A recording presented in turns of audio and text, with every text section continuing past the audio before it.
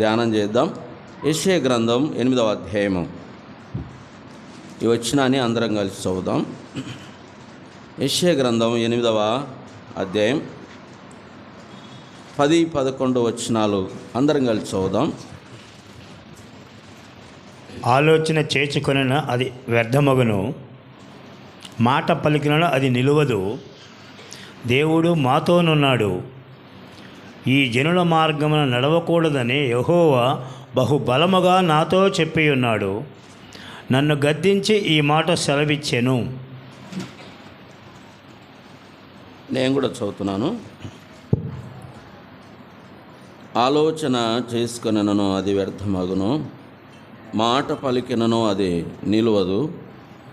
దేవుడు మాతో ఉన్నాడు, ఈ జనుల మార్గమున నడవకూడదని యెహోవా బహు బలముగా నాతో చెప్పి ఉన్నాడు. నన్ను గద్దించి ఈ మాట సెలవిచ్చెను. 12వ వచనం కూడా, ఈ ప్రజలు బందుకట్టు అని చెప్పునదంతయు బందుకట్టు అనుకొనకుడి, వారు భయపడడానికి భయపడకుడి, దాని వలన దిగులు పడకుడి. 13వ వచనం, సైన్యములకు అధిపతియగు యెహోవాయే పరిశుద్ధుడు అనుకొనుడి, మీరు భయపడవలసిన వాడు ఆయనే, ఆయన కోసరమే దిగులు పడవలెను, అప్పుడు ఆయన మీకు పరిశుద్ధ స్థలముగా నుండును. చిన్న ప్రార్థన చేద్దామండి. దయచేసి తలోంచి కలుమేయండి, ప్రార్థన చేద్దాం. ప్రేమగల తండ్రి, మహోన్నతుడా, కరుణా సంపన్నుడవైన మా దేవా, మీకు స్తోత్రాలు. మా ప్రభును మీ ప్రియ కుమారుడు యేసుక్రీస్తు ద్వారా మీరు మాకిచ్చిన గొప్ప రక్షణ, పరిశుద్ధుల సహవాసాన్ని బట్టి స్తోత్రం నాయన. ఈ విధంగా మేదరమెట్లలో మీ స్వరక్తం ఇచ్చి సంపాదించిన సంఘాన్ని మీరు ఇక్కడ ఏర్పాటు చేసుకొని ఇక్కడ మీ దాసులను, భక్తులను ఏర్పరచుకొని పని ఎంతగానో జరిగించారు. ప్రస్తుతం మీ దాసులు మీ సన్నిధిలో ఉన్నారు. ఉన్నటువంటి కుటుంబాలను బట్టి, సంఘమును బట్టి మీకు స్తోత్రం తండ్రి. సమయంలో మీ లేఖనాలు మేము ధ్యానం చేస్తుండగా మాతో మాట్లాడండి. మీరే మమ్మలను సరిచేయాలని యేసు ప్రభువారి శ్రేష్టమైన నామమున స్తుతించి ప్రార్థించి బెడుచున్నాము తండ్రి, ఆమేన్. మంచిదండి, చాలా సంతోషం. సంఘం ఒక క్రమంలో దేవుడు నడిపిస్తున్నారు. తర్వాత బాధ్యత కలిగిన ప్రియులు కూడా చాలా చక్కగా ఆత్మీయంగా నడిపిస్తున్నారు. గ్రామాలకు వెళ్ళి స్వార్థ ప్రకటిస్తున్నారు, పని జరిగిస్తున్నారు. అందును బట్టి నేను ప్రభువుని ఎంతగానో స్తుతిస్తున్నాను. నేటి దినాల్లో సంఘాలు ఎలాగ అయిపోయినాయంటే ఒక గోదాంలాగా అయిపోయినాయి. గోదాం అంటే అర్థమైతే కదా, సరుకు తెచ్చి స్టోరేజ్ చేయడం అన్నమాట. కానీ ఇక్కడ పరిస్థితులు చాలా బాగున్నాయి. బయటికి వెళ్ళడం, స్వార్థ ప్రకటించటం, సహోదరులందరూ వెళ్ళి పని చేయడం అనేది చాలా గొప్ప విషయం. ఒక భక్తుడు అన్నాడు, ఏ సంఘము నుండి స్వార్థ బయటికి వెళ్ళదో సమస్యలు అక్కడ ప్రారంభమవుతాయి అన్నాడు. సంఘము నుండి గ్రామాలకు వెళ్ళి స్వార్థ ప్రకటించి సంఘాల స్థాపన కొరకై ప్రయాసపడే సంఘాలు ఎప్పుడూ క్షేమంగానే ఉంటాయి. అది విషయాన్ని బాగా గుర్తు చేసుకోవాలి. పౌలు అంటున్నాడు, స్వార్థ ప్రకటించకపోతే నాకు శ్రమ. సంఘంలో కూర్చుంటే, ఏ పని చేయకుండా ఉంటే మనకు శ్రమనే. స్వార్థ ప్రకటిస్తే మనకు సంతోషం, ఆనందంగా ఉంటుంది. అందుకే పౌలు అంటున్నాడు ఒక మాట, అంశం కొరకు కాదు కానీ ఆ మాట గుర్తొచ్చినని చదువుతున్నాను చూడండి. పౌలు గారు అంటున్న మాట చూడండి ఒకసారి.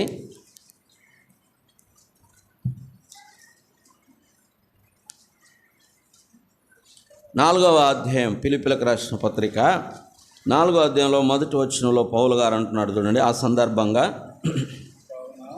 కావున నేను అపేక్షించు నా ప్రియ సహోదరులారా, నా ఆనందమును నా ఆనందమును నా కిరీటమునయున్న నా ప్రియులారా, నా ఆనందమును నా కిరీటమునై ఉన్న నా ప్రియులారా, ఇట్లు ప్రభువునందు స్థిరులై ఇట్లు ఉండుడి. ప్రభువునందు స్థిరులై ఉండుడి. వాస్తవానికి ఫిలిప్పీ సంఘం ఏర్పడేటప్పుడు ఫిలిప్పీ పట్టణంలో ఎంతో శ్రమ పడినారు. చెరసాలలో వేయబడ్డారు పౌలు శీలలు. సువార్తలో ఆటంకాలు ఎదుర్కొన్నారు. బెత్తంలతో కొట్టినారు, బొండాలు వేసి బిగించారు. అయినా కూడా ఏమంటున్నాడంటే, నా ఆనందమును నా కిరీటమునై ఉన్న నా సహోదరులారా. అంటే సువార్తలో ఉన్న ఆనందం ఎంత గొప్పదో. దేవులో ఒకవైపు రక్తం కారుతోంది, బొండలు వేసి బిగించారు, సంఖ్యలు వేశారు, అయినా వాళ్ళు ఆనందం పట్టుకోలేకపోతున్నారు. పాటలు పాడుతున్నాను రాయబడింది కదండి. పాటలు ఎప్పుడు పాడతారు మామూలుగా? జనరల్గా ఎవరికైనా సంతోషం కలిగిన వారు కీర్తనలు పాడవలెను. ఏం సంతోషం ఉంది? ఒకవైపు దేమంతా గాయాలు అవుతున్నాయి, చాలా ఇబ్బంది పెట్టారు, కొరడాల బెత్తంలతో కొట్టారు, రాళ్ళతో కొట్టారు. ఇలాంటి పరిస్థితుల మధ్య కూడా సంతోషంగా ఉన్నారు. అందుకే పౌలు అంటున్నాడు, నా ఆనందమును నా కిరీటమునై ఉన్న నా ప్రియులారా. ఆ అధ్యాయంలో నేను 4వ వచనంలో అంటాడు కదా, ఏమంటాడు? ఆనందించుడి, మరలా చెప్పుదును. 2 times అంటున్నాడు ఒకే వచనంలో. నిజంగా ఎంత ఆశ్చర్యకరమైన మరలా ఆనందించుడి. శ్రమలలో ఆనందించేవారు ఉన్నారంటారా? ఉన్నారా? నేటి దినాల్లో కష్టాల్లో ఆనందించేవారు ఉన్నారండి? ఇక దేవుని దూషించేవారే ఉంటారు. ఎందుకు నమ్ముకున్నానా దేవుని అనేవాళ్ళు చాలామంది ఉంటారు. సరే, మన అంశంలోనికి వెళ్దాం. ఇప్పుడే చెప్పుకుంటూ పోతే చాలా టైం అవుతుంది. 11:35 ప్రారంభించాం. 30 అనుకోండి, 12:30కు ముగించే ప్రయత్నం చేద్దాం. ఈ యెషయా గ్రంథములో ఎన్ని అధ్యాయాలు ఉన్నాయండి? యెషయా గ్రంథంలో ఎన్ని అధ్యాయాలు ఉన్నాయి? 66 అధ్యాయాలు ఉన్నాయి. ఈ యెషయా గ్రంథాన్ని ఒక మినీ బైబిల్ అంటారనమాట. బైబిల్ స్కాలర్స్ ఏం చెప్తారంటే, యెషయా గ్రంథంలో 66 అధ్యాయాలు ఉన్నాయి. బైబిల్లో ఎన్ని పుస్తకాలు ఉన్నాయి? 66 పుస్తకాలు ఉన్నాయి. కనుక ఇది ఒక మినీ బైబిల్ అని చెప్పవచ్చు. యెషయా గ్రంథము ఒక మినీ బైబిల్. ఎందుకు మినీ బైబిల్ అంటే, యేసు ప్రభు పుట్టుకను గురించి రాయబడింది, ఇశ్రాయేలీయుల చరిత్ర రాయబడింది, యేసు ప్రభు మరణం రాయబడింది, యేసు ప్రభు 2వ రాకడను గురించి, 1000 ఏళ్ల పరిపాలన గురించి రాయబడింది. బైబిల్లో ఉన్న సంగతులు కూడా అవే. యేసు ప్రభు పుట్టుక, ఆయన శిలువ శ్రమలు, తర్వాత ఆయన రాకడను గురించి, 1000 ఏళ్ల పరిపాలన గురించి. అందుకే యెషయా గ్రంథాన్ని ఒక మినీ బైబిల్ అని చెప్తారు. ఈ యెషయా గ్రంథంలో 66 అధ్యాయాలకు 66 పుస్తకాలను పోల్చుకోవచ్చు. మొదటి అధ్యాయాన్ని ఏ గ్రంథాన్ని పోల్చుకోవచ్చు చెప్పండి? ఆదికాండంతో పోల్చుకోవచ్చు. 2వ అధ్యాయాన్ని నిర్గమకాండంతో పోల్చుకొని ధ్యానం చేస్తే చాలా బాగుంటుంది. నేను కూడా కొన్ని సందర్భాలు అట్లా ధ్యానం చేశాను.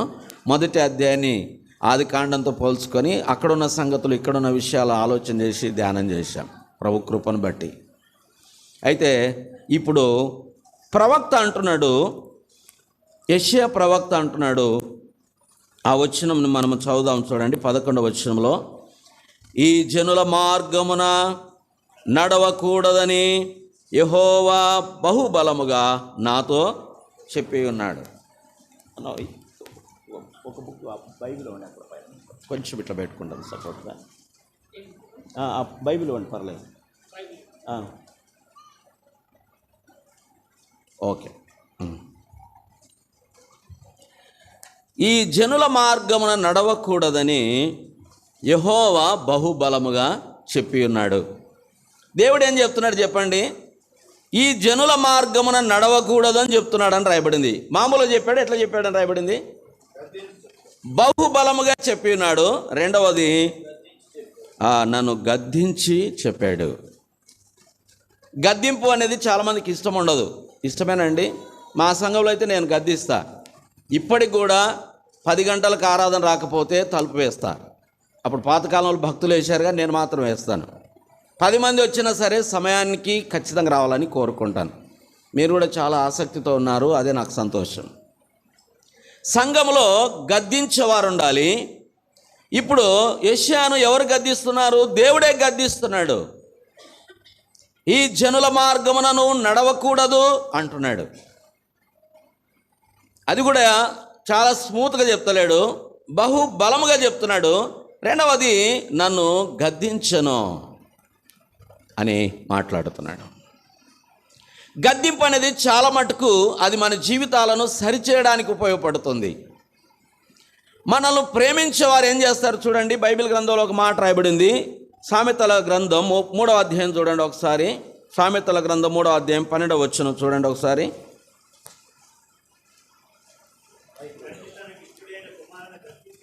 తండ్రి తనకిష్టుడైన కుమారుని గద్దించు రీతిగా యెహోవా తాను ప్రేమించు వారిని గద్దించును. ఎవరిని గద్దిస్తారంటే చెప్పండి? తండ్రి తనకిష్టమైన కుమారుని గద్దిస్తాడు. ఒక భక్తుడు మనల్ని గద్దిస్తున్నాడంటే అర్థమేంటి చెప్పండి? ప్రేమించా లేకపోతే మనం నశించిపోవాలని చెప్పండి?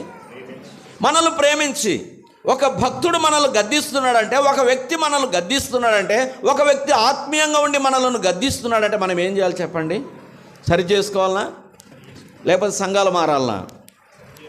నేటి దినాలు ఎలాగున్నారంటే, ఇక్కడ గద్దిస్తే ఇంకో సంఘానికి, అక్కడ గద్దిస్తే మరొక సంఘానికి. కోతి ఒకే కొమ్మ మీద ఉంటుందా? ఉంటుందండి? ఎప్పటికి ఉండదు. ఇంకొక కొమ్మ నుండి అక్కడ చెట్లు మారుతూ ఉంటుంది. కొంతమంది సంఘాలు మారే వాళ్ళు ఉన్నారు, వాళ్ళు మాత్రం చాలా డేంజర్ అని చెప్తాను నేను. మీరేమనుకున్నా పర్వాలేదు, వారి వల్ల ప్రమాదం ఉంది. గద్దింపునకు లోబడాలి, గద్దించేవారు ఉండాలి సంఘంలో. ఇప్పుడు గాయమైంది అనుకోండి, ఇంతకుముందు గవర్నమెంట్ హాస్పిటల్లో ఒక టించర్ అని పెట్టేవాళ్ళు గాయం మీద, చాలా మంటగా ఉంటుంది అన్నమాట. ఒకవేళ గాయమైతే గాయం మీద పెడతారు, పక్కకు పెడతారండి? గాయం మీద పెడతారు. ఎందుకు చెప్పండి? గాయం మీద పెడితే మానుతుందా, పక్కకు పెడితే మానుతుందా? గద్దిస్తే బాగుపడతావా, వదిలిపెడితే బాగుపడతావా? చెప్పండి. ఇప్పుడు మరి గద్దించాలా వద్దా? వాక్యం అన్న నన్ను చూసే చెప్పినాడన్నా, నన్ను గురిపెట్టుకొని చెప్పి, నిన్ను గురించే కదా చెప్పేది వాక్యం. వాక్యం నీకోసమే కదా. దేవుడు గద్దించు మనుష్యుడు ధన్యుడని రాయబడింది. ఇక్కడ ఏం రాయబడింది అంటే, తండ్రి తనకిష్టుడైన కుమారుని గద్దించు రీతిగా యెహోవా తాను ప్రేమించు వారిని గద్దించును. ఇంకో మాట కూడా అంటాడు కీర్తనకారుడు, చూడండి. ఆ మాట చూస్తే నిజంగా నాకు చాలా సంతోషం అన్నమాట. 141వ కీర్తన చూడండి ఒకసారి. 145వ కీర్తన 5వ వచనం. నీతిమంతులు నన్ను కొట్టుట నాకు ఉపకారం, వారు నన్ను గద్దించుట నాకు తైలాభిషేకం అంట. ఇక్కడేం రాయబడింది చెప్పండి? నీతిమంతులు నన్ను కొట్టుట నాకు ఉపకారం. దావీదు అంటున్నాడు, నన్ను హెచ్చరించేవారు ఉండాలి, నన్ను గద్దించేవారు ఉండాలి, నన్ను సరిచేసేవారు ఉండాలని కోరుకోవాలి సంఘంలో ఎప్పటికీ. ఆ విధానంలో వచ్చినప్పుడు మనలో మార్పు జరుగుతుంది. ఏ వ్యక్తి అయితే గద్దింపునకు ఇష్టపడడో జీవితం బాగుపడదు. దావీదు అంటున్నాడు, నీతిమంతులు నన్ను కొట్టుట నాకు ఉపకారం, నాకు మేలు అంటున్నాడు. కింద అంటున్నాడు, వారు నన్ను గద్దించుట నాకు తైలాభిషేకం. చాలాసార్లు తల్లిదండ్రులు గద్దిస్తారు, పిల్లలు వినరు. ఎంత చెప్పినా వినరు, తల్లిదండ్రుల మాట వినరు. స్నేహితులు చెప్తే ఎంత చక్కగా వింటారు, కానీ పేరెంట్స్ చెప్తే మాత్రం వినరు. పేరెంట్స్ నుంచి ఒక మాట చెప్తే ఆ మాటకు రివర్స్ అయిపోయేవారు ఉన్నారు. సెల్ ఫోన్ ఇవ్వడం లేదని, మొబైల్ ఇవ్వడం లేదని ఒక అబ్బాయి పై బిల్డింగ్ మీద నుంచి దూకి చనిపోయాడు. గద్దించారని. అంటే గద్దింపుకు లోబడినాడా చెప్పండి? లోబడలేదు. గద్దింపును తీసుకోవడం లేదు. ఒక ఆయన అన్నాడు, సెల్ హీజ్ హెల్ అన్నాడు. మొబైల్ అనేటువంటిది ఏదన్నాడు చెప్పండి? ఒక నరకం. ఫోన్ను ఒక నరకం లాంటిది అని చెప్పాడు. అది మంచి కోసం ఉపయోగించాలి. కనుక మనము గద్దింపును తీసుకోవాలి. ఇప్పుడు ఎవరు గద్దిస్తున్నారు యెషయాని చెప్పండి? భక్తుణ్ణి దేవుడు గద్దిస్తున్నాడు. మరి మనల్ని ఎప్పుడైనా ఎవరైనా గద్దించారా? భక్తులు ప్రార్థన చేసుకోకపోతే, దేవుని సన్నిధికి సమయానికి రాకపోతే, దేవునికి ఇవ్వాల్సిన సమయాన్ని దేవునికి ఇవ్వకపోతే మనల్ని గద్దించేవారు ఎవరైనా ఉన్నారా అనేది మనం ఆలోచన చేయాలి. సరే ప్రియులారా, మనం ఈ జనుల మార్గమున నడవకూడదని యెషయాకు దేవుడు చెప్తున్నాడు. అసలు ఆ జనులు ఎలాగో నడిచినారు ఒకసారి చూడండి. యెషయా గ్రంథం మన అంశంలోనికి వెళ్దాం. యెషయా గ్రంథం 1వ అధ్యాయము. వారు ఎలాగ నడుస్తున్నారు చూడండి. అప్పటి ప్రజలు, ఇశ్రాయేలు ప్రజలు. 1వ అధ్యాయము 2వ వచనంలో చివరి లైన్ చదవండి. 3వ లైన్ 4వ లైన్ చదవండి. నేను పిల్లలను పెంచి గొప్పవారినిగా చేసి తిని వారు నా మీద తిరగబడి ఉన్నారు. ఎట్లా నడుస్తున్నాడు చెప్పండి? తగ్గించాలన్నా? వ్యాల్యూని తగ్గించమంటారా? వారు తిరగబడి ఉన్నారు. అందుకే దేవుడు ఏం చెప్తున్నాడంటే, ఈ జనుల మార్గమున నడవద్దు. నువ్వు యెషయా, ఈ జనుల మార్గమున నువ్వు నడవద్దు. ఆ ప్రజలు ఎలాగ నడుస్తున్నారు? తిరుగుబాటు చేస్తున్నారు. తర్వాత 3వ వచనంలో చివరి లైన్లు అంటారు, నా జనులు యోచింపరు, తెలివి లేదు. 4వ వచనంలో పాపిష్టి జనమా, దోషభరితమైన ప్రజలారా, దుష్ట సంతానమా, చెరుపు చేయు పిల్లలారా, మీకు శ్రమ. వారు యెహోవాను విసర్జించి ఉన్నారు. 4వ వచనంలో ఆయనను విడిచి తొలగిపోయి ఉన్నారు. పరిశుద్ధ దేవుని దూషించేవారు, తిరుగుబాటు చేసేవారు. ఇలాంటి ప్రజలతో నడవాలన్నా వద్దా చెప్పండి? మీరు చెప్పండి. దేవుని దూషించేవారు, దేవుని మీద తిరుగుబాటు చేసేవారు, పాపిష్టి జనము, వారు యోచింపని వారు, ఇలాంటి ప్రజలతో నడవాలన్నా వద్దా చెప్పండి? దేవుడు ఏం చెప్తున్నాడు యెషయాకు? ఈ జనుల మార్గమున నీవు నడవకూడదు అంటున్నాడు. మరి విశ్వాసులు ఎలాగ నడుస్తున్నారండి నేటి దినాల్లో? ఒక విశ్వాసి ఎలాగ నడుస్తున్నాడు ఈ లోకములో? లోకములో నడిచినట్టుగా నడుస్తున్నామా? లోకంలో ప్రజలు నడిచినట్టుగా మనం నడుస్తున్నామా? దేవుని ఎరగని వారు నడిచినట్టుగా మనం నడుస్తున్నామా? ఒకసారి మనలో మనమే పరిశీలన చేసుకోవాలి. అయితే బైబిల్ గ్రంథంలో విశ్వాసి ఎలాగ నడవాలనో ఒక 6-7 సంగతులు చెప్పి నేను ముగించే ప్రయత్నం చేస్తాను. నోట్బుక్ను వాళ్ళు నోట్ చేసుకోండి. మేము ఖచ్చితంగా సంఘంలో చదువు వచ్చిన వారికి నోట్బుక్ పెన్ ఉండాలని చెప్తాం.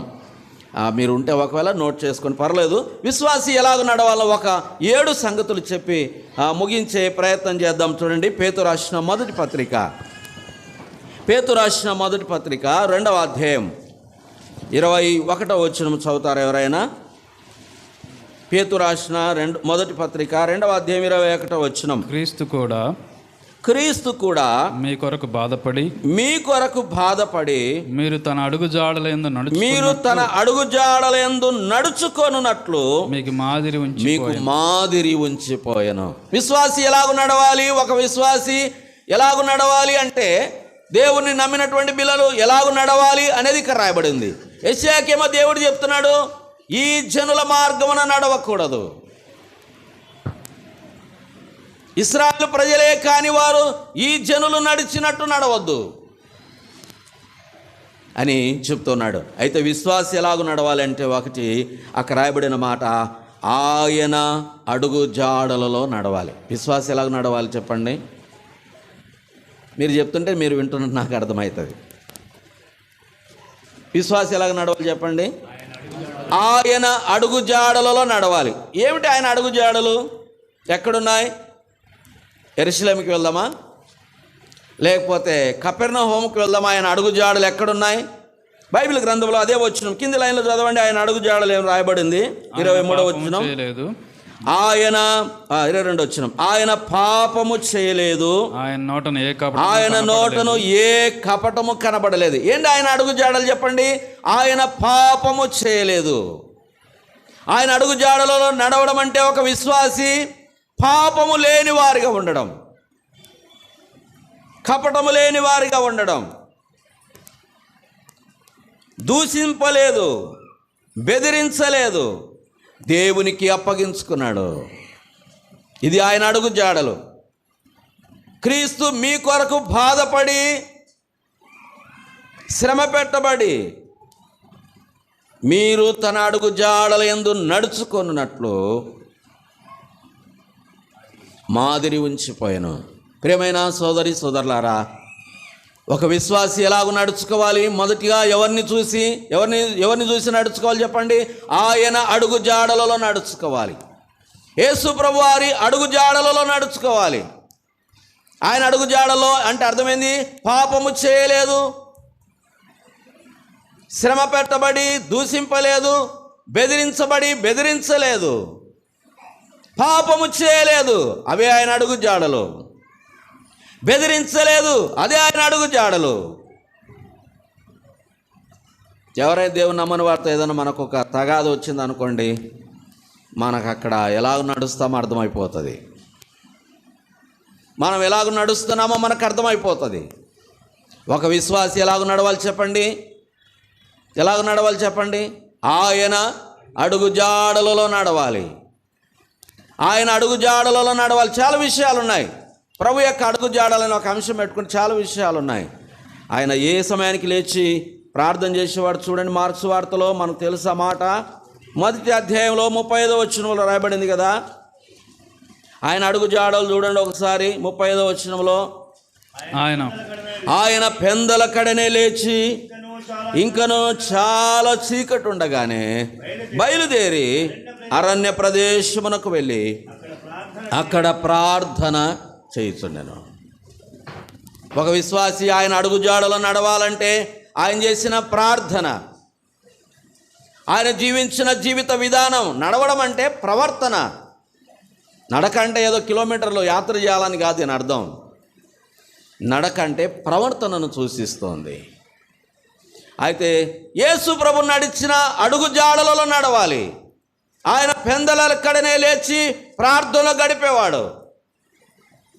కుటుంబంలో వ్యక్తిగతంగా ప్రభుతో గడిపే సమయం దొరుకుతుందా?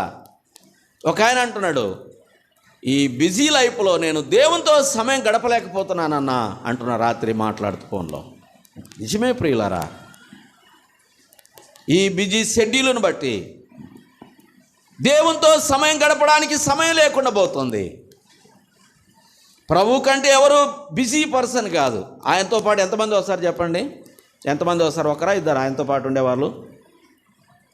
జనసమూహం అంతా ఆయన మీద పడతారు. అంత బిజీగా ఉంటాడు. ఆయన కూడా ఏం చేస్తారు చెప్పండి? ఆయన ప్రతిరోజు పెందల కడనే లేచి చాలా చీకటి ఉండగానే అరణ్య ప్రదేశమునకు వెళ్ళి ప్రార్థనలు గడిపే సమయాన్ని తీసుకుంటున్నాడు. దావీదు రాజును గురించి మనం చూస్తే ఒక మాట చూడండి. సమూయేలు రెండవ గ్రంథంలో దావీదు అంటున్నాడు చూడండి. 7వ అధ్యాయంలో 18వ వచనం చూడండి ఒకసారి. దావీదు రాజు లోపల ప్రవేశించి యెహోవా సన్నిధిని కూర్చుండి ఇలాగున మనవి చేసెను. ఎవరంట చెప్పండి? ఈయన దావీదు రాజు లోపల కూర్చుండి ప్రార్థన చేయడానికి సమయం తీసుకుంటున్నాడు. దాను మొదలుకొని బెర్షెబా వరకు సువిశాలమైన రాజ్యాన్ని పరిపాలిస్తున్న దావీదు దేవునితో సమయం గడపడానికి ఇష్టపడుతున్నాడు. ప్రియమైన సోదరి సోదరులారా,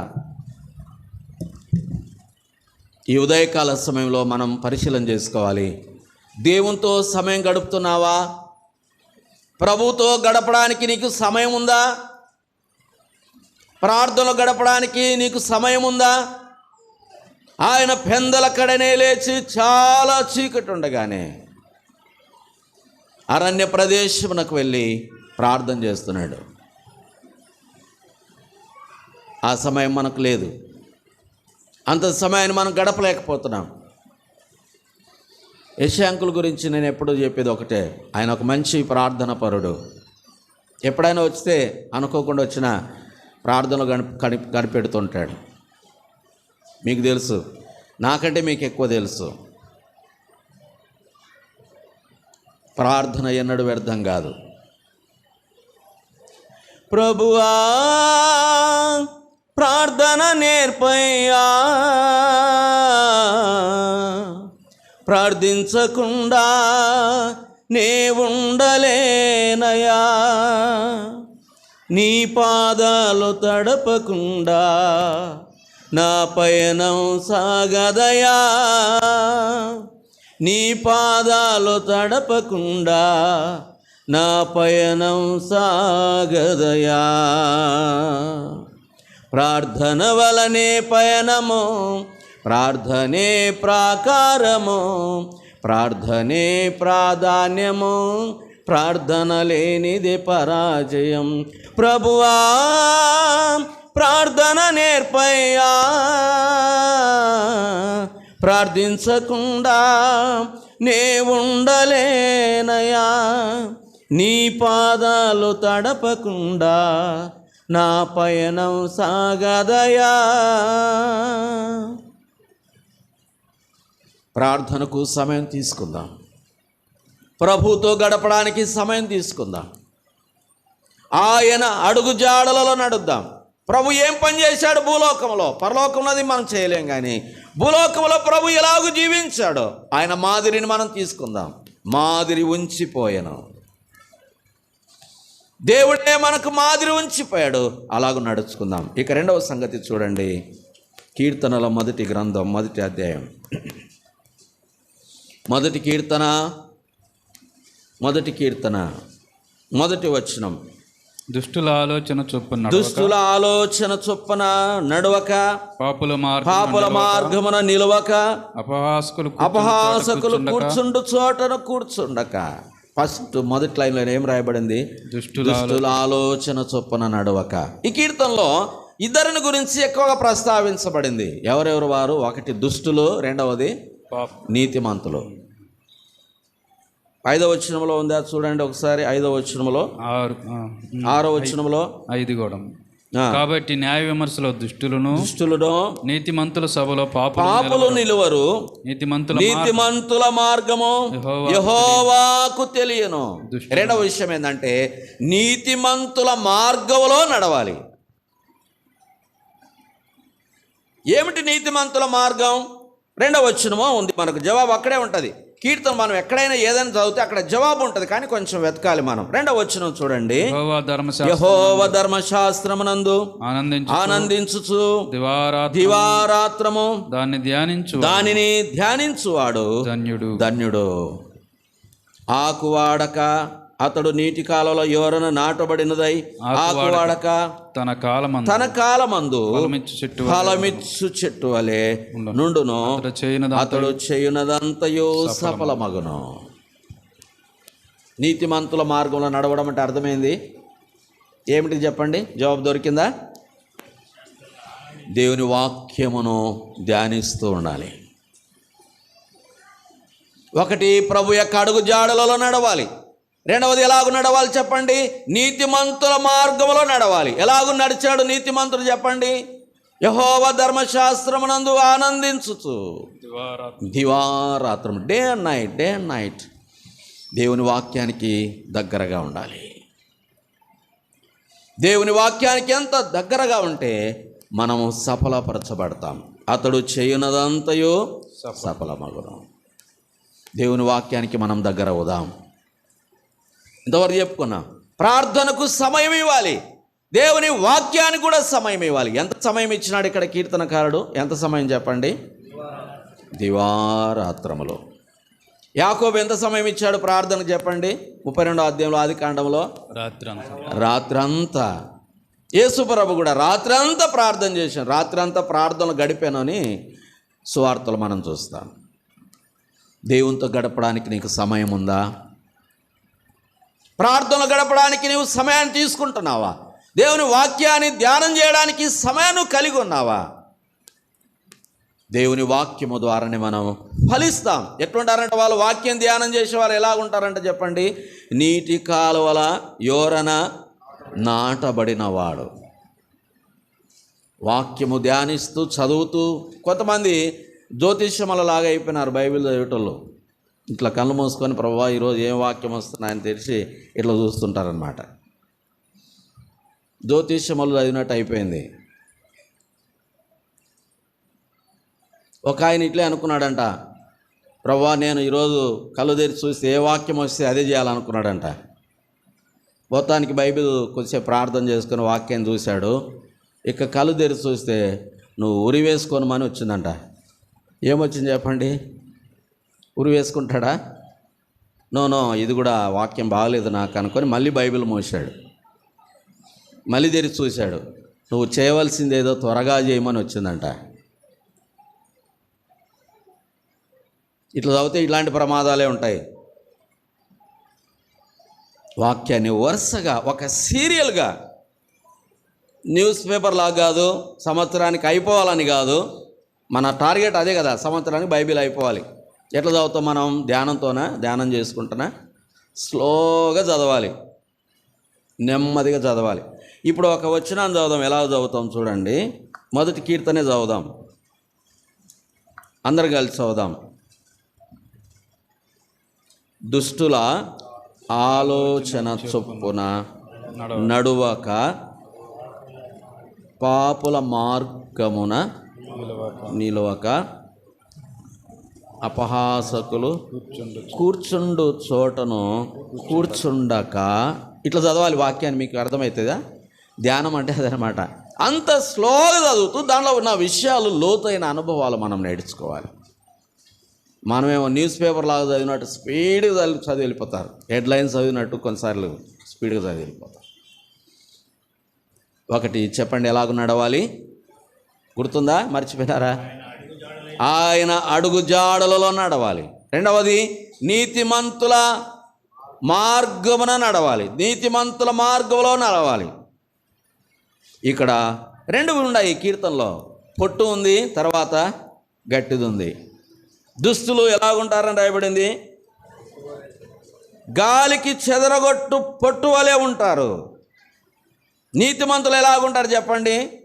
ఎలా ఉంటారు? కీర్తన చదువుకున్నాం కదా, అది కీర్తనలో. ఎలాగుంటారు? Very good. నాటబడిన వారు. పొట్టును నాటడానికి వస్తుందండి, గాలికి ఎగిరిపోతుంది. కానీ నీతిమంతులు ఎలాగుంటారంటే నాటబడిన చెట్టులాగా. ఎప్పుడు నాటబడిన చెట్టులా ఉంటారు ఒక వ్యక్తి? వాక్యాన్ని చదువుతూ ఉండాలి, వాక్యానికి దగ్గరగా ఉండాలి. కొంతమంది మొబైల్ వచ్చిన తర్వాత బైబిల్ కూడా ఇంటి దగ్గర పెట్టేస్తున్నారు. అది కుదరదు. ఖచ్చితంగా దేవుని వాక్యం మనకు అందుబాటులో ఉండాలి. మన తల దగ్గరే ఉండాలి బైబిల్. ఎప్పుడు మేలుకొస్తే అప్పుడు వాక్యాన్ని చదవాలి. ఆ విధానంలోనికి మనం రావాలి. ఆ విధానంలోనికి అలవాటు చేసుకోవాలి. వాక్యానికి సమయం ఇవ్వాలి. ఏకాంతంగా ప్రభుతో కొంత సమయం గడిపి దేవుని వాక్యం చదివేటప్పుడు కొంత సమయాన్ని మనం తీసుకోవాలి. ఇది నీతిమంతులు నడిచిన మార్గం. ఇక మూడవ విషయం చూడండి. ఇక మూడవ సంగతి ఆలోచన చేసినట్లయితే ఎఫెసీయులకు రాసిన పత్రికలో ఒక మాట చూడండి. వచ్చిన చదివాడు శైలాసన, అదే వచ్చిన నేను ఒకసారి చదువుతున్నాను. ఎఫెసీయులకు రాసిన పత్రిక 5వ అధ్యాయం. కావున మీరు ప్రియులైన పిల్లల వలె దేవుని పోలి నడుచుకొనుడి. క్రీస్తు మిమ్మల్ని ప్రేమించి పరిమళ వాసనగా ఉండుటకు మన కొరకు తన్ను తాను దేవునికి అర్పణముగాను బలిగాను అప్పగించుకొనెను. అలాగుననే మీరును ప్రేమ కలిగి నడుచుకొనుడి.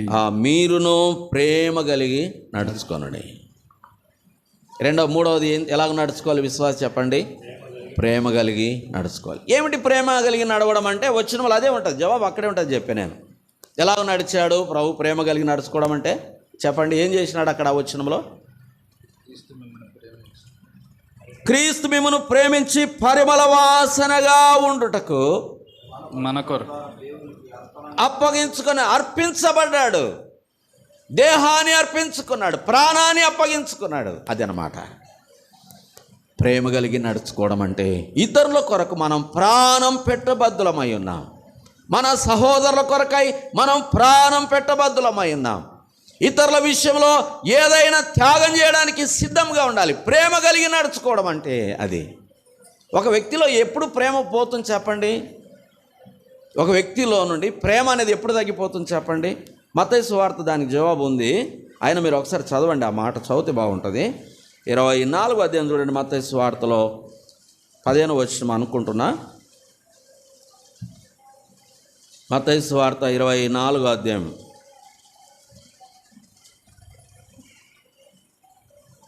12వ వచనం చూడండి. మత్తయి సువార్త 24:12. అక్రమం విస్తరించుట చేత అక్రమము విస్తరించుట చేత అనేకుల ప్రేమ చల్లారును. ఎప్పుడు ఒక వ్యక్తిలో ప్రేమ అనేది తగ్గిపోతుంది చెప్పండి? ఎప్పుడు తగ్గిపోతుంది? అక్రమము విస్తరించుట చేత. క్రమం కాదు కానీ అక్రమం. ఒక వ్యక్తి క్రమము తప్పినప్పుడు ప్రేమ అనేది ఆటోమేటిక్గా తగ్గిపోతుంది. ప్రభువు ఆయన మనల్ని ప్రేమించాడంటే మన కొరకు ప్రాణం పెట్టడానికి దేవునికి, తండ్రి అయిన దేవునికి ఆయన అప్పగించుకున్నాడు. మనం ఒకరి కొరకు ఒకరు ప్రాణం పెట్టబద్దులమై ఉన్నాం. నువ్వు ప్రేమిస్తున్నావా? తోటి సహోదరుడు కనబడినప్పుడు, సహోదరి కనబడినప్పుడు, కొన్నిసార్లు ఎదురుగా వందనాలు చెప్తారు, షార్ట్ అయిపోతేనే దూషిస్తారు. ఆయన మంచి వ్యక్తి కదా, ఆయన మంచిదిగా, ఆమె మంచిదిగా, ఇట్లా మాట్లాడుకునే వాళ్ళు కొంతమంది ఉంటారు. ఎప్పుడు ఈ పదాలు వస్తాయి చెప్పండి? వస్తాయి చెప్పండి? అక్రమం విస్తరించిపోయిందన్నమాట. బాడీ లోపలికి అక్రమం విస్తరించిపోయినప్పుడు, శరీరంలోనికి అక్రమం ఎప్పుడైతే విస్తరించిపోతుందో ఆ వ్యక్తిలో ప్రేమ అనేది ఏమైపోతుంది చెప్పండి? చివరిలో ఉన్న వాళ్ళు వింటున్నారండి, లాస్ట్లో ఉన్నవారు కొంతమంది ముచ్చట్లు పెడుతున్నారు, నాకు కనపడుతుంది. నేను కూడా 10 సంవత్సరాలు స్కూల్ నడిపినాను కనుక నేను అందరినీ గుర్తిస్తుంటాను, మీరేమనుకోవద్దు. అక్రమము విస్తరించుట చేత. ప్రేమ కలిగి నడుచుకోవడం అనే మాటకు అర్థము ప్రభు మాత్రమే చూపించాడు. అగాపే ప్రేమ. ఏ ప్రేమ చెప్పండి? అగాపే ప్రేమ. ఆయన అప్పగించుకున్నాడు పరిమళ వాసనగా ఉండుటకు. ఎదుటి వ్యక్తి పరిమళ వాసనగా ఉండుట కొరకు ఆయన రక్తమంతా, దేమంతా కొట్టబడింది. ఆయన దేమంతా రక్తసిక్తం అయిపోయింది. ఆయన బాగుండాలనా చెప్పండి? గాయపరుచుకుంది ఆయన బాగుండాలనా? ప్రేమించడం అంటే అదే అన్నమాట. ఎదుటి వ్యక్తి కొరకు, తోటి సహోదరుని కొరకు వాళ్ళు మేలు కోరి వాళ్ళు మంచిగా ఉండాలని ఆలోచించగలిగిన వాడు కొన్నిసార్లు మనం నష్టపాల్సి వస్తుంది, కొన్నిసార్లు ఇబ్బందులు ఎదుర్కోవాల్సి వస్తుంది. మేము సేవా జీవితంలోనికి తెలంగాణ ప్రాంతంకు వెళ్ళినప్పుడు అక్కడ పరిస్థితులు, గత సంవత్సరం కూడా ఆటంకాలు జరిగాయి మాకు. అప్పుడు కొన్నిసార్లు మా భార్య అనేది, ఎందుకంటే ఇంత దూరం వచ్చి ఇబ్బందులు అవసరమా అన్నప్పుడు నేను అన్నాను, ప్రభు ఎదుటి వ్యక్తి కొరకు ప్రాణం విడిస్తే, లోకము కొరకు ప్రభు ప్రాణమే పెడితే, కనీసం మన సహోదరులను, మన ప్రజలను రక్షించుకోవడానికి ఈ పనైనా మనం చేయకపోతే ఎలాగన్నప్పుడు నిజమేనండి, వాస్తవమే. ప్రియమైన సోదరి సోదరులారా, నీ సహోదరుడు మేలు పొందుతున్నాడంటే నువ్వు నష్టపోయినా పర్వాలేదు. నీ సహోదరుడు క్షేమం పొందుతున్నాడంటే నువ్వు నష్టపోయినా పర్వాలేదు. ప్రభు చేసిన పని అదే. ప్రేమ కలిగి నడుచుకోవడం అంటే అది పెదాలతో చెప్పేది కాదండి. మనము పరిమళ వాసనగా ఉండాలని. తండ్రి కుమారుడు ఒక ఉన్నతమైన స్థాయిలో ఉండాలని ఎంత పగలంతా కష్టపడతాడండి పిల్లల కొరకు కదా. ఎండకు, వానకు, వర్షానికి తడిసి ముద్దయిపోతాడు. ఎక్కడో పనిచేస్తాడు, ఎక్కడో దూర ప్రాంతాలు పనిచేస్తాడు, శరీరాన్ని నలగొట్టుకుంటాడు, ఎన్నో ఇబ్బందులు పడతాడు. కుమారుని భవిష్యత్తు బాగుండాలని. నేను కష్టపడినా పర్వాలేదు, నా పిల్లవాడు బాగుండాలి. ఎంత మంచి అనుభవం అండి. మనం ఈ స్థాయికి దిగి రావాలి. నా సహోదరుడు మేలు పొందుతున్నాడంటే నేను వారి కొరకు ఎన్ని గంటలైనా ప్రార్థన గడుపుతాను. నా సహోదరుడు రక్షించబడుతున్నాడంటే, ఒక వ్యక్తి రక్షణలోనికి వస్తున్నాడంటే నేను ఎంత దూరమైనా వెళ్ళి ఆ వ్యక్తి కొరకు సువార్తను ప్రకటిస్తాను. మన సహోదరులు కాదు, మన బంధువులకే రక్షణ లేని వారు ఎంతోమంది ఉన్నారు. వహించు భారము నశించుచున్నారెందరో, గతించెనో కాలమెంతో, అరుదెంచెనో అంతము. చూడుము నీ ఇంటి వారికి రక్షణ లేదు కొందరికి. వెనుకబడిరి విశ్వాసులు, వెనుకబడిరి విశ్వాసులు. ఇంత మంచి పాట అండి ఇది. మన పితరులు పాడుకునే పాట ఎక్కువగా. వహించు భారము నశించుచున్నారు ఎందరో. ప్రభు చేసిన పని అదే. మనము పరిమళ వాసనగా ఉండుట కొరకు ఆయన దుర్వాసన కొడుతున్నాడు. రక్తమంతా ఎండిపోయి రక్తపు వాసన, రక్తపు మడుగులో ఉన్నాడు ప్రభు. ఇంకో మాట కూడా ఉంది కదా, దానికి సందర్భంగానే దానికి అటాచ్మెంట్గా మరొక వాక్యం కూడా చూడండి. కొరింథీయులకు రాసిన పత్రికలో ఒక మాట, కొరింథీయులకు రాసిన 2వ పత్రికలో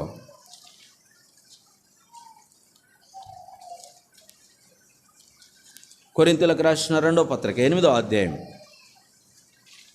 9వ వచనం చదువుతారండి ఎవరైనా ఒకరు? మీరు మన ప్రభువైన యేసుక్రీస్తు కృపను ఎరుగుదురు కదా. ఆయన ధనవంతుడయుండి మీరు తన దారిద్ర్యం వలన ధనవంతులు కావాలని మీ నిమిత్తము దరిద్రుడాయను. ఎవరు ధనవంతులు కావాలని ఆయన దరిద్రుడని చెప్పండి? మనము ధనవంతులు కావాలనని యేసు ప్రభు దరిద్రుడైపోయాడు. మనం పరిమళ వాసనగా ఉండాలని దుర్వాసన కొడుతున్నాడు.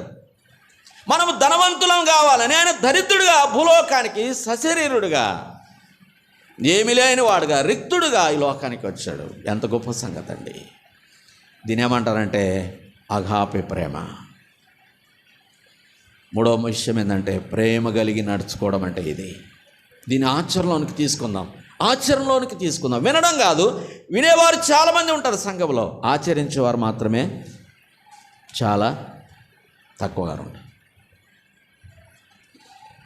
వింటున్నారండి, అర్థమవుతుండ కొంతమంది తలల కిందికి వేశారు. అప్పటికే నేను ముగించే ప్రయత్నం చేస్తాను, సమయానికి ముగిస్తాను. 7 చెప్పాల్సిన పని లేదు, సమయానికి నేను ముగించే ప్రయత్నం చేస్తాను. ఒకటి ఎలాగ నడుచుకోవాలి చెప్పండి, గుర్తు చేయండి. ఆయన అడుగు జాడలలో నడవాలి. రెండవది నీతిమంతుల మార్గములో నడవాలి. మూడవ సంగతి ప్రేమ కలిగి నడుచుకోవడం అంటే అర్థం మనకు తెలుసు. ఇప్పుడు అర్థమైంది ప్రేమ కలిగి నడుచుకోవడం అంటే సహోదరులు లాభము, సహోదరులు క్షేమం పొందాలనుకుంటే కొన్నిసార్లు మనం నష్టపోవాలి, కొన్నిసార్లు బాధలు ఎదుర్కోవాలి, కొన్నిసార్లు సమస్యలు ఎదుర్కోవాలి. ఆ విధానంలోనికి వద్దాము. ఇక 4వ సంగతి మనం ఆలోచన చేసినట్లయితే అది ఎఫెసీ పత్రికలోనే 4వ అధ్యాయం చూడండి. 4వ అధ్యాయంలో ఎఫెసీయులకు రాసిన పత్రిక 4వ అధ్యాయం 3వ వచనం చూడండి. 3వ వచనం ఎఫెసీయులకు రాసిన పత్రిక 4వ అధ్యాయం 3వ వచనం. మీరు పిలువబడిన పిలుపుకు తగినట్లుగా దీర్ఘశాంతముతో కూడిన సంపూర్ణ వినయముతోను సాత్వికముతోను నడుచుకొనవలెనని ప్రభువును బట్టి ఖైదీనైన నేను మిమ్మల్ని బతిమాలు కొనుచున్నాను. ఇక 2 విషయాలు ఉన్నాయి కానీ ఒకటి చాలు మనకు. అక్కడ సాత్వికముతో నడుచుకోవాలి. సాత్వికుడు ఎవరండి? ప్రభు అయిన యేసుక్రీస్తు. ఏం చెప్పాడు మనకు మత్తయి సువార్త 11:29 ఏమంటాడు? నేను సాత్వికుడను, దీన మనస్సు గలవాడను గనుక మీ మీద నా కాడి ఎత్తుకొని నా యొద్ద నేర్చుకోనండి. మనకు సాత్వికముతో నడుచుకోవాలంటే మన మెడ మీద ఏముండాలి చెప్పండి? ఆయన కాడి ఉండాలి. ప్రభు అన్నాడు, నేను సాత్వికుడను, దీన మనస్సు గలవాడను గనుక మీరు మీ మీద నా కాడి ఎత్తుకొని నా యొద్ద నేర్చుకోనండి. సాత్వికం అనేది నేర్చుకోవాలంటే అది రాదు. ఎప్పుడొస్తుంది చెప్పండి? మన మెడ మీద ఏముండాలి? కాడి ఉండాలి. నా యొక్క ఆజ్ఞలు, ఆ మాట చూడండి ఒకసారి. యోహాను పత్రికలో, మొదటి పత్రికలో ఉంటుంది ఆ మాట. 3వ వచనం, 5వ అధ్యాయం 3వ వచనం. చదువు. 5వ అధ్యాయం 3వ వచనం. యోహాను రాసిన మొదటి మనం ఆయన ఆజ్ఞలను గైకొనుటయే మనం ఆయన ఆజ్ఞలను గైకొనుటయే దేవుని ప్రేమించుట. ఆయన ఆజ్ఞలు భారమైనవి కావు. ఇలా వాక్యంలో కూడా రాయబడింది, యవన కాలమున కాడి మోయుట నరునికి మేలు. దాన్ని మోపినవాడు యెహోవాయే. మనము సాత్వికం రావాలంటే భూమి మీద మిక్కిలి సాత్వికుడు ఉన్నాడు బైబిల్ గ్రంథంలో. ఎవరు చెప్పండి? మోషే మిక్కిలి సాత్వికుడు. యేసు ప్రభుని గురించి రాబడింది, నేను సాత్వికుడను, దీన మనస్సు గలవాడను. సాత్వికంతో నడవాలని చెప్తున్నాడు ఎఫెసు సంఘానికి పౌలు గారు. సంపూర్ణ వినయముతో సాత్వికముతో నడుచుకో. ఈ సాత్వికం రావాలంటే అది ప్రభువులో మాత్రమే దొరుకుతుంది. కొన్నిసార్లు చెప్తుంటారు, ఫలాన్ని తీసుకుంటే బలము వస్తుంది, ఫలాని వస్తువు తీసుకుంటే మంచిదండి ఆరోగ్యానికి అంటుంటారు. మనలోకి సాత్వికం అనే బలం రావాలంటే ఎక్కడి నుంచి వస్తుంది చెప్పండి? అది ఎక్కడి నుండి వస్తుంది? ప్రభులో నుండే రావాలి. అంటే ప్రభు యొక్క కాడి మన మెడ మీద ఉండాలి. కొంతమంది కాడి తీసేసి తిరుగుతుంటారు అనుకోండి, అది వేరే సంగతి. వారు భారమైన మోయనే. అసలు వాస్తవానికి ప్రభు యొక్క ఆజ్ఞలు భారమైనవి కాదు, పాటించే వారికి భారమైనవి కాదు, కానీ పాటించని వారికి అది భారం. ఈ సంగతి బాగా గుర్తుపెట్టుకోవాలి. ఎప్పుడైనా ఒక వ్యక్తి భక్తిగా నడవాలనుకున్న వ్యక్తికి మార్గము చాలా సులువైనటువంటిది. భక్తి విడిచిన వారికి ఈ మార్గము చాలా కష్టమైనది. ఇది ఇరుకు మార్గం అని రాయబడింది. ఇరుకు మార్గం ఇరుకైందే కానీ భక్తిని అలవాటు చేసుకొని, ఆత్మీయ జీవితాన్ని అలవాటు చేసుకొని వాటి ప్రకారం ఎప్పుడైతే మనం నడుస్తామో అవి ఎంతో తేలికగా మనకు కనబడతాయి ప్రియులారా. అందుకే విషయాలు మనం చూస్తున్నాం. ఒకటి, మనం ఆయన అడుగు జాడులలో నడవాలి, నీతిమంతుల మార్గంలో నడవాలి. తర్వాత ప్రేమ కలిగి నడుచుకోవాలి. 4వదిగా సాత్వికంతో నడుచుకోవాలి. ఎలాగ నడుచుకోవాలి చెప్పండి? ఇంకో మాట చెప్దాం చూడండి. 5వ మాట, ఫిలిప్పీలకు రాసిన పత్రిక తీయండి. ఫిలిప్పీలకు రాసిన పత్రిక 3వ అధ్యాయం. ఫిలిప్పీలకు రాసిన పత్రిక 3వ అధ్యాయం 17వ వచనం నుండి 17వ వచనం చదవండి. సహోదరులారా, మీరు నన్ను పోలి నడుచుకొనుడి. మేము మీకు మాదిరై ఉన్న ప్రకారము నడుచుకొని వారిని గురిపెట్టి చూడండి. ఇక పౌలు ఎఫెసు సంఘానికి, ఫిలిప్పీ సంఘానికి ఏం చెప్తున్నాడు చెప్పండి? మీరు నన్ను పోలి నడుచుకొనుడి అంటున్నాడు. ఎందుకు పౌలును పోలి నడుచుకోవాలి? పౌలు ఎవరిని పోలి నడుచుకుంటున్నాడు? నేను క్రీస్తుని పోలి నడుచుకుంటున్నాను గనక మీరు ఇప్పుడు నన్ను పోలి నడుచుకుంటే సరిపోతుంది అంటున్నాడు. సంఘములో కూడా మనం భక్తి గల వారిని చూసి గురిపెట్టి చూసి నడుచుకోవాలి. మన పితరులు ఎంతోమంది భక్తులు, ఎంతోమంది మిషనరీలు, గొప్ప గొప్ప భక్తులను వారిని ముందు పెట్టుకొని గురిపెట్టి చూసి వారితో పాటు నడవడం మనం అలవాటు చేసుకోవాలి. ఆత్మీయులను ముందు పెట్టుకొని చూసుకొని నడవాలి.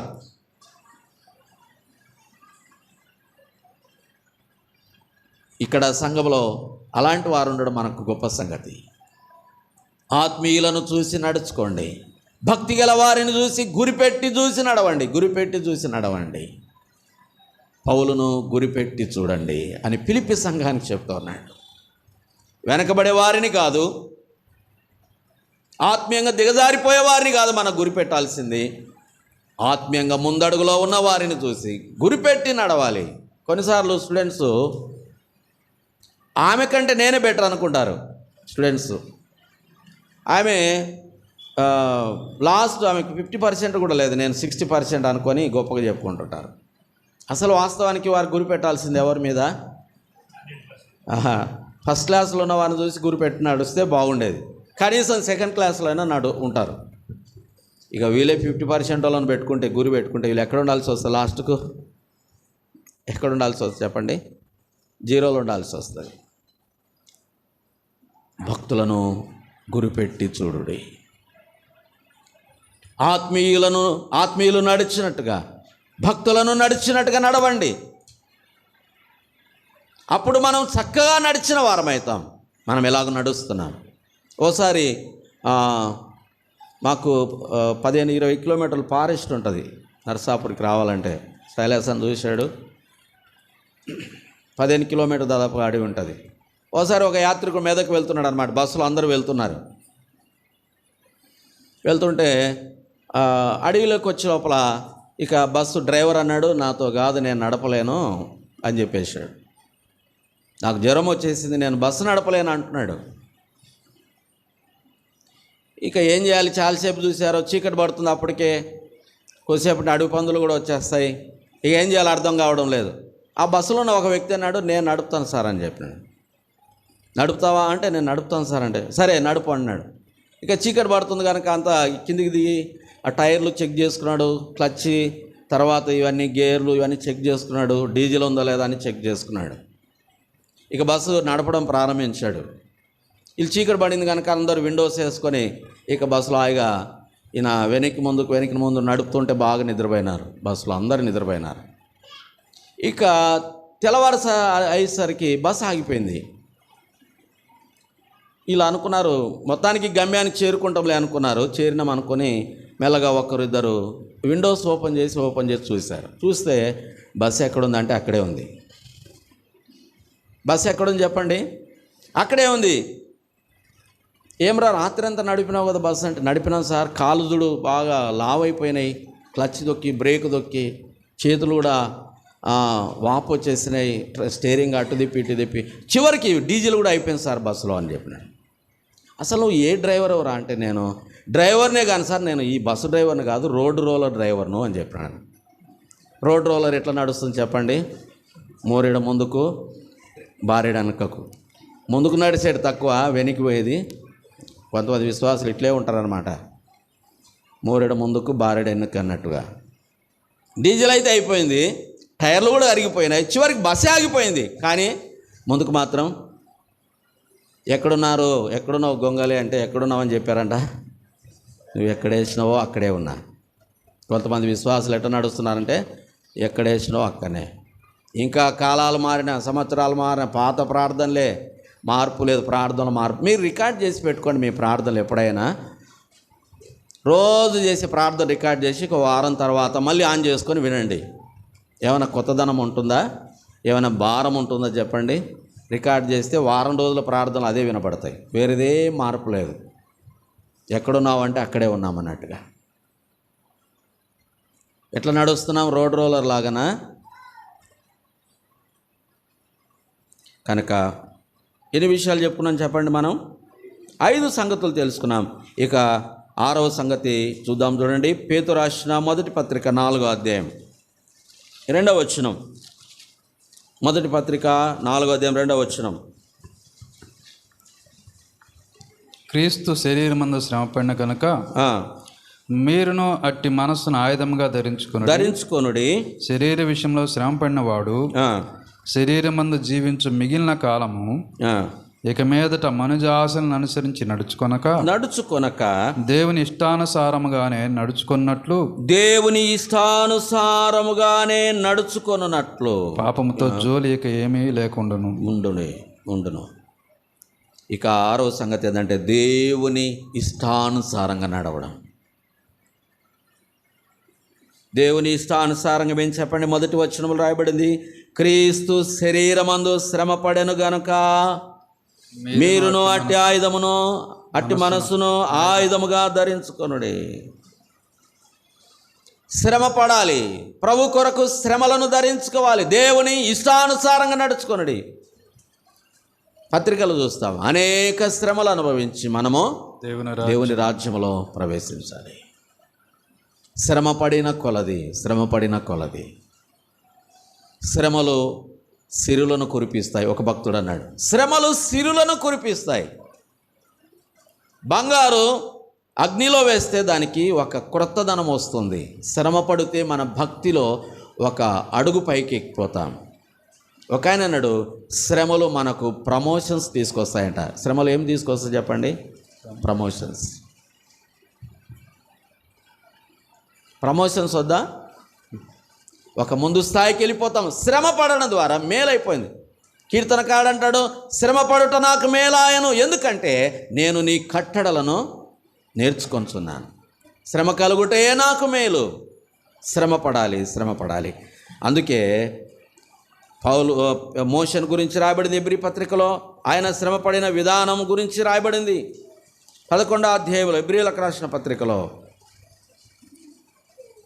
24, 25, 26 వచ్చిన కలిసి ఉన్నాయి, చదవండి. మోషే పెద్దవాడైనప్పుడు విశ్వాసమును బట్టి ఐగుప్తు ధనము కంటే క్రీస్తు విషయమైన నింద గొప్ప భాగ్యమని ఎంచుకొని అల్పకాలము పాపభోగము అనుభవించుట కంటే దేవుని ప్రజలతో శ్రమ అనుభవించుట మేలని యోచించి శ్రమ అనుభవించుట మేలని యోచించి, ఒకవైపు ఐగుప్తు ధనం ఉంది, ఒకవైపు రాజరికం ఉంది, కానీ ఎవరితో అనుభవించాలనుకున్నాడు శ్రమలు? దేవుని ప్రజలతో శ్రమలు అనుభవించాలనుకున్నాడు. అది సంగతి.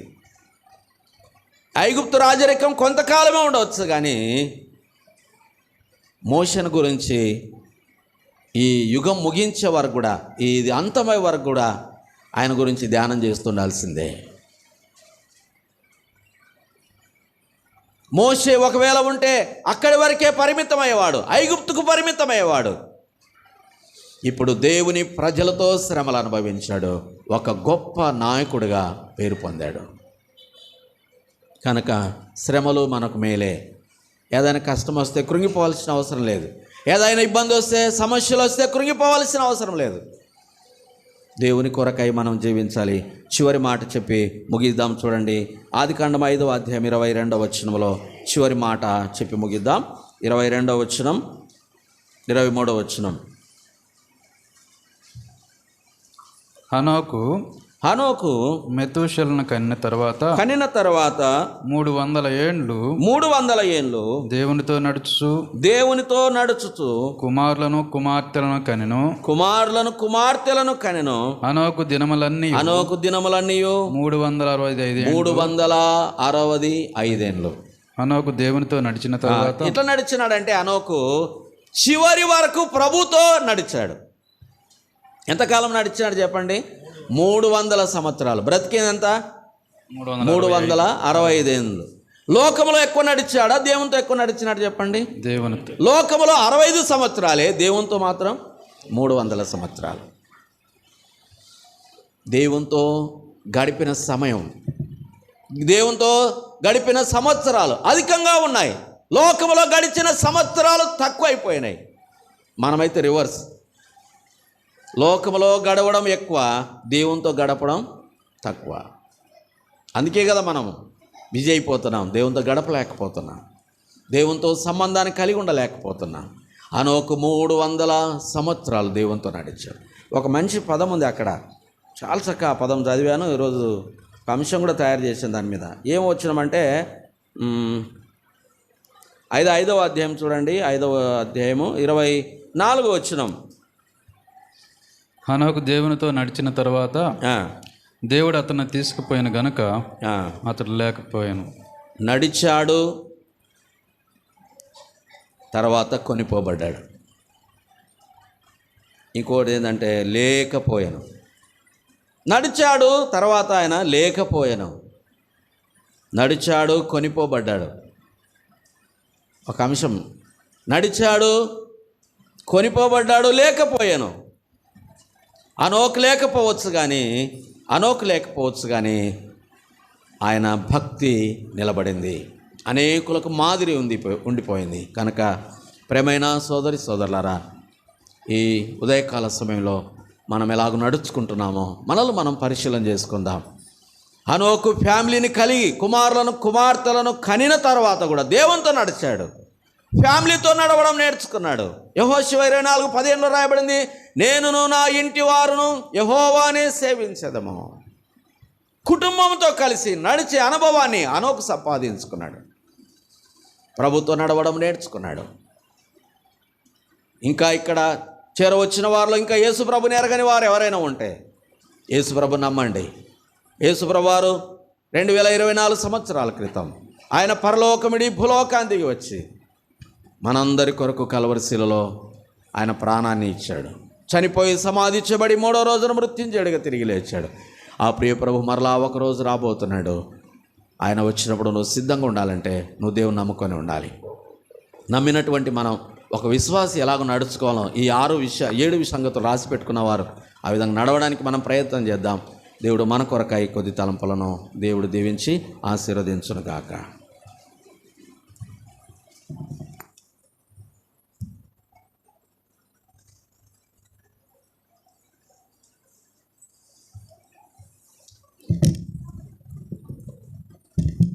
ఈ సమయంలో అమూల్యమైన మాటలు దైవజను ద్వారా మనం ఆలకించాం. 7 మాటలు దేవునితో చివరిగా దేవునితో నడిచిన అనోకు ముగింపులో మనం చూడగలుగుతున్నాం. సాత్వికముతో కూడిన నడక, పాత భక్తుల వారి నడక, దేవుని పోలి నడవటం, దివారాత్రం దేవుని వాక్యాన్ని ధ్యానిస్తూ నడవడం, నీతిమంతులు నడక, ఇలాగా 7 మాటలు మనం దైవజను ద్వారా విన్నాం.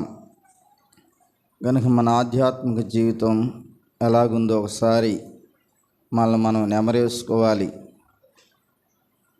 చాలామంది స్నేహితులతో ఎక్కువగా నడుస్తూ ఉంటారు. అది మంచి స్నేహమా చెడు స్నేహమా అనేది ఆలోచన చేయకుండా స్నేహం చేస్తూ ఉంటారు. కొంతమంది ఇప్పుడే దేవుని దాసులు చెప్పినట్లుగా అన్యజనులతో కూడి నడక అంటే క్రీస్తు ప్రభుని ఎరగనటువంటి వారితో సహవాసం చేస్తూ వారి నడక కొనసాగుతూ ఉంటారు. గనుక మనం ఎలాగున్నాం? అద్దంలో దేవుడు మన ముఖాన్ని, మన నడకను చూపించాడు. ఈ సమయంలో క్రీస్తు మన కొరకు ఉంచిపోయిన మాదిరి 7 మాటలు మనం విన్నాం. గనుక మన ఆధ్యాత్మిక జీవితంలో మన నడక సరిగా లేకపోతే సరిచేసుకోవాలి. నేను పోయినసారి చెప్పాను, మరలా ఒకసారి గుర్తు చేస్తున్నా. ఎండ్రకాయ పిల్లండ్రకాయతో చెప్పింది, అమ్మా నువ్వు ఇప్పుడిప్పుడే నడక నేర్చుకుంటున్నావు, చక్కగా నడువమ్మా అని చెప్పేసి తల్లి ఎండ్రకాయ పిల్లండ్రకాయతో చెప్తుంది. అమ్మా ఒక్కసారి నువ్వు నడిచి చూపిస్తే నేను కూడా నడుస్తాను అన్నది. ఈ తల్లి ఎండ్రకాయ నడిచి చూపించింది. తర్వాత పిల్లండ్రకాయ అన్నది, అమ్మ ఒకసారి నడువమ్మా నేను చూసి ఆనందిస్తాను అన్నది తల్లి ఎండ్రకాయ. ఇది పక్కకి వెళ్ళిపోతూ ఉంది, పక్క నడక. అలా కాదు నడక అంటుంది తల్లి ఎండ్రకాయ. తల్లి ఎండ్రకాయ ఎట్లా నడిచింది? అది కూడా పక్క నడకే. గనుక మన నడక సరిగా ఉన్నప్పుడు మన కుటుంబంలో వారి నడక కూడా సరిగా ఉంటుంది, మన బిడ్డల నడక కూడా సరిగా ఉంటుంది. మన నడక సరిగా లేకపోతే మన నడకను పిల్లలు చూసి చెడిపోతారు. గనుక అనేక మాదిరికరమైనటువంటి భక్తుల నడకను గూర్చి, క్రీస్తు ప్రభువారి యొక్క నడకను గూర్చి మరి ప్రభు ఈవేళ మనతో మాట్లాడాడు దైవజనం ద్వారా. గనుక మన నడకను సరిచేసుకుందాం, ప్రభులో సరిగా నడుద్దాం. నిన్నటి దినం జపన్య గారి మేనలుడి వివాహ కార్యక్రమానికి అద్దంకిలో జరిగింది, కూకట్ల కన్వెన్షన్లో. వివాహానికి నేను కూడా పాటలు పాడడానికి దేవుని దాసులు జపన్య గారు పిలిచారు. అన్నగారు వివాహం చేసేవారు. వాక్య సందేశం శనగంజాం శామ్యూల్ గారు వాక్య సందేశాన్ని అందించారు. ఆ సమయంలో ఉదయకాలం వెళ్ళినప్పుడు మరి కుటుంబంతో కొందరు సేవకులతో దైవజనులు వచ్చారు. 10 సంవత్సరాల పైనే మరి అన్నగారి ప్రాంతంలో సువార్త దండయాత్రకి వెళ్ళాం. ఆ తెలంగాణ ప్రాంతంలో చాలా వ్యతిరేకమైనటువంటి పరిస్థితుల మధ్య కొన్ని గ్రామాలు సువార్త పరిచర్య చేశాం. అన్నవారి ఆధ్వర్యంలో. తర్వాత అన్నగారికి సంఘం బ్రాంచ్ ఉంది, ఊరి పేరేనా వెంకట్రావుపేట. అక్కడ కూడా నేను వాక్యం చెప్పడం జరిగింది. దేవుని దాసులు చాలా ప్రయాసపడి పరిచయం చేస్తున్నారు. వారు కర్నూలు ప్రాంతం, కర్నూలులో వారి సొంత నెగిటివ్ ప్లేసు. అక్కడే 10 సంవత్సరాలు ఒక స్కూల్ నడిపించారు. 10 సంవత్సరాలు నడిపించిన తర్వాత దేవుని పిలుపు మేరకు తెలంగాణ ప్రాంతానికి వెళ్ళి సువార్త ప్రకటించమని ప్రభు చెప్పగా, ఆ మేరకు కుటుంబ సమేతంగా బీడు భూమి ఉన్నటువంటి ఆ ప్రాంతానికి వెళ్ళి కష్టపడి, నష్టపడి, శ్రమపడి కుటుంబంతో అక్కడ పరిచయం చేసి, నర్సాపూర్లో చర్చి లేదప్పుడు మేము వెళ్ళినప్పుడు కదన్నా, ఇల్లు ఒకటే, అది రెంటెడ్ కదా. ఇప్పుడు సొంతగా చర్చి నర్సాపూర్లో ఏర్పాటు చేయబడింది కనుక అన్న అప్పుడప్పుడు కాల్ చేసినప్పుడు, అన్న హైదరాబాద్ వస్తుంటావు కదన్నా రాన్న దగ్గరికి అని చెప్తూ ఉంటాడు. కానీ నేను హైదరాబాద్ వరకు వెళ్ళి అక్కడ పరిచయం చూసుకోవడం, లేక పని కోసం వెళ్ళి పని చూసుకోవడం రావడం జరుగుతుంది. మళ్ళా ప్రభుత్వమైతే అన్నగారు చెప్పారు, సంఘంలో సహోదరులందరూ కలిసి రండి అన్న, 2-3 దినాలు మా మధ్య ఉండి వదురు కానీ అని. కనుక అది ప్రభుత్వమైనప్పుడు వెళ్ళి పరిచయం చేసి రావడానికి, సహవాసం చేసి రావడానికి ప్రభు అనుకూలపరుచును గాక. కనుక పిలువగా వారి పరిచర్య ఉన్నది, వెళ్ళాల్సిన పరిచర్య. కానీ అన్న ఈ రాత్రి శనివారం మా మధ్య ఉండండి, రేపటి దినం మా మధ్య ఉండండి, మాతో కలిసి సహవాసం చేసి మా పరిచర్యలో కూడా ఉండి వెలుదురు. కానీ చాలా దూరం నుంచి వచ్చారు కదా, మరలా అవకాశం దొరకదని చెప్పగానే ప్రేమతో దైవజనులు మన మాటను అంగీకరించి మరి ఈ రాత్రి అలాగే ఈ వచ్చే ఈ సాయంకాలపు వేళ అనవమూరులో సువార్త పరిచర్యకు ఒప్పుకొని మన మధ్య సహవాసం చేయడానికి ఇష్టపడ్డటువంటి దైవజనులు. మంచి వర్తమానం. నేనైతే త్రిబుల్ బిర్యానీ తిన్నాను. బిర్యానీ అంటే అర్థమైందా? ఇప్పుడు కొత్తగా పెడుతున్నారు, అదేంటి పెద్ద పళ్ళెం పెట్టి, ఏంటిది మండి తిన్నట్టుంది నాకు. మీకు ఎట్లా ఉందో సరే, మంచిది. దైవజనులకి మన సంఘం తరపున ప్రత్యేక వందనాలు మోజెసన్న గారికి, వారి కుటుంబానికి తెలియజేస్తూ ఉన్నాను. రాత్రి వేళ దైవజనులు, 2 దైవజనులు వచ్చారు. అన్నగారి సతీమణి సిస్టర్ గారు వారు కూడా వచ్చున్నారు. ఒక దైవజనుని అవసరతను బట్టి రాత్రికి రాత్రి వెళ్ళాల్సి వచ్చింది, లేకపోతే వాళ్ళు కూడా ఉండేవారు. పిట్టమ్మలో ఒక దైవజన్ని అక్కడ వాడుకోవడానికి, రాత్రి ఒక దైవజన్ని వాడుకోవడానికి నేను ఒక ప్లాన్ వేసుకున్నాను. ప్లాన్ అంతా అన్నగారు ఒప్పుకున్నా కూడా అవతల పరిస్థితిని బట్టి వెళ్ళాల్సి వచ్చింది. మంచిది. ఈ రాత్రి ఖచ్చితంగా 6 గంటలకు 6:30కు మీరందరూ కలిసి వచ్చినట్లయితే అనమనమూరులో సువార్త పరిచర్య జరుగుతుంది. అందరూ ఏకీభవించండి. 3 గంటలకు సోదరులు బ్రహ్మయ్య గారు చెప్పినట్లుగా మీలో ఆసక్తి ఉన్నవారు మందిరం దగ్గరకు వచ్చి ఆ వంట ప్రోగ్రాం, మీరు ఎక్కడ ఉండి వంట చేసుకుంటే అక్కడ సువార్త పరిచర్య చేయడం వీలు కాదు, అందరూ పాలు పొందాలి. కనుక మీరు ఇంటికి వెళ్ళి తృప్తిగా భోజనం చేసి రెస్ట్ తీసుకోకుండా ఇక్కడికి వచ్చి పరిచర్య చేయవలసిందిగా ప్రేమతో తెలియపరుస్తున్నాను. అందరం లేచినట్లయితే ప్రార్థన చేసుకొని ముగించుకుందాం.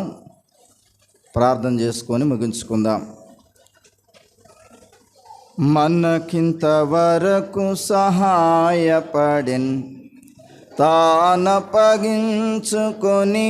మనకై, మనకింతవరకు సహాయపడిన్ తానపగించుకొని మనకై, మనలను నడిపెను సుఖముగను, మనలను నడిపెను సుఖముగను, తనదు సత్యము నేర్పించి కను పాపగా కాచెన్. తనదు సత్యము నేర్పించి కను పాపగా కాచెన్. స్తోత్రించి కీర్తింతుము, ఘనపరచెదము, కొనియాడెదము. ఆదరించి కాపాడువాడు, ఈడేర్చువాడు. ఆదరించి కాపాడువాడు, ఈడేర్చువాడు. స్తోత్రించి కీర్తింతుము. ప్రేమ కలిగిన తండ్రి, మీ దాసులను మాతో మరొక సహవాసం చేయడానికి అనుకూలపరిచి మీరు తీసుకొచ్చినందుకై స్తోత్రములు. మీ ప్రణాళికలో ఈ దినం లూదియమ్మ గారి బాప్తిస్ కార్యక్రమం, స్థానిక సంఘముతో సహవాసం, శ్రేష్టమైనటువంటి వర్తమానం మీ దాసుల ద్వారా మాకు అనుగ్రహించినందుకు మీ ప్రణాళికను బట్టి మిమ్మల్ని స్తుతిస్తూ ఉన్నాం. మీ దాసుల కుటుంబాన్ని, సంఘాన్ని, పరిచర్య మీరు దీవించండి. చేరవచ్చిన మా ప్రియ సహోదరి సహోదరులందరినీ ఆశీర్వదించమని ఇంతవరకు చూపిన కృపను బట్టి మిమ్మల్ని స్తుతిస్తూ యేసయ్య ఘనమైన నామమునే ప్రార్థించి వేడుకొనుచున్నాం తండ్రి. ఆమేన్. తొట్టిల్లకుండా మిమ్మల్ని కాపాడుటకును, తన మహిమ ఎదుట ఆనందముతో మిమ్మల్ని నిర్దోషులుగా నిలవబెట్టుటకును శక్తిగల మన రక్షకుడైన అద్వితీయ దేవునికి, మన ప్రభువైన యేసుక్రీస్తు ద్వారా మహిమయు, మహత్యమును, ఆధిపత్యమును, అధికారమును యుగములకు పూర్వమును ఇప్పుడును సర్వయుగములను కలుగునుగాక. ఆమేన్. తండ్రి అయిన దేవుని ప్రేమ, ప్రభు అయిన యేసుక్రీస్తు కృప, పరిశుద్ధాత్మిక అన్యన సహవాసము సకల పరిశుద్ధులకును, మరి విశేషంగా ఇక్కడున్న స్థానిక సంఘానికి, కుటుంబాలకును సదాకాలం తోడైండి నడిపించునుగాక. ఆమేన్. అందరికీ ప్రేమ వందనాలు. చెప్పిన ప్రకటనలు మర్చిపోకుండా 3 గంటలకు పరిచయం చేసే సహోదరులు మందిరం దగ్గరకు రండి. సాయంకాలం 6:30కు ఖచ్చితంగా అందరూ వచ్చినట్లయితే మిమ్మల్ని వాహనంలో హనుమన్మూర్తి తీసుకెళ్ళడానికి అవకాశం ఉంటుంది.